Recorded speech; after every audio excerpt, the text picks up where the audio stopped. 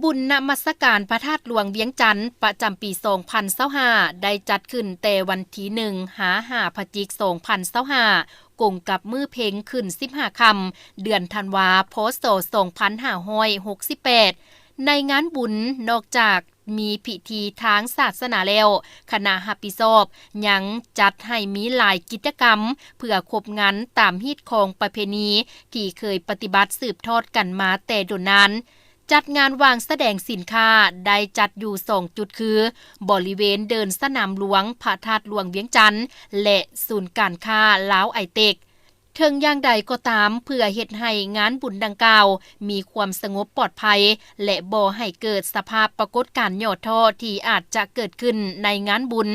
ก็แม่นอีกเวียกงานหนึ่งที่ทุกคนจะต้องได้เป็นเจ้าการในการป้องกันร่วมกันพร้อมทางยกสูงสติระวังตัวปกปักรักษาทรัพย์สินวัตถุมีค่าของตนให้ดีโดยเฉพาะในเวลาที่มีมวลชนเป็นจำนวนหลายยิ่งต้องได้มีสติระมัดระวังตัวสำหรับผู้ที่กำลังเดินทางอยู่ตามเส้นทางก็ต้องได้มีสติในการขับเคารพและปฏิบัติกฎระเบียบจราจรและหลักการขับขี่ปลอดภัยอย่างเข้มงวดเพื่อป้องกันบ่ให้เกิดอุบัติเหตุ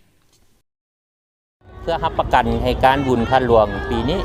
ถือว่าสำหรับกลุ่มจราจรเขาเลยได้แบ่งความผิดชอบกับนครหลวงก็คือปกส.นครหลวงโดยเฉพาะกับแผนกตำรวจก็คือจราจรนครหลวงเนาะถือว่ากลุ่มจราจรเขาเลยรับผิดชอบเฉพาะท่านหลวง6จุดเนาะในการอำนวยความสะดวกให้ในงานนี้1ได้เป็นจุด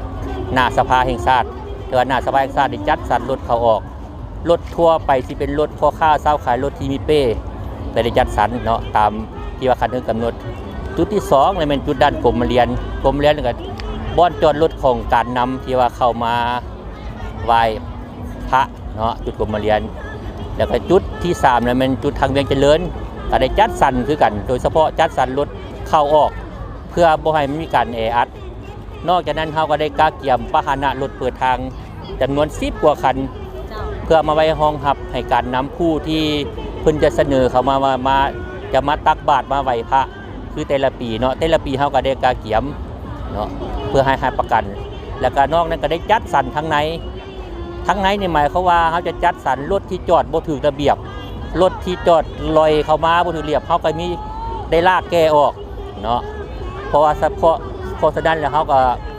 ได้ปฏิบัติมาได้ 3-4 มื้อแล้วก็ถือว่าเห็นว่าการปฏิบัติหน้าที่ก็เดี๋ยวก็มีความสับสนเพราะว่าฉะนั้นก็ขอเฮียข้องให้พ่อแม่ประชาชนในการที่มาเที่ยวบุญท่านหลวงนี้ก็ให้การร่วมมือกับเจ้าหน้าที่เนาะในการร่วมมือในการแนะนำไปตามเจ้าหน้าที่แนะนำเพื่อให้มันมีความสะดวกในการสัญจรนั้นแล้วก็รักษาความเป็นระเบียบเรียบร้อยเพื่อบ่ให้มันเกิดสิ่งที่บ่ดีนั้นเกิดขึ้น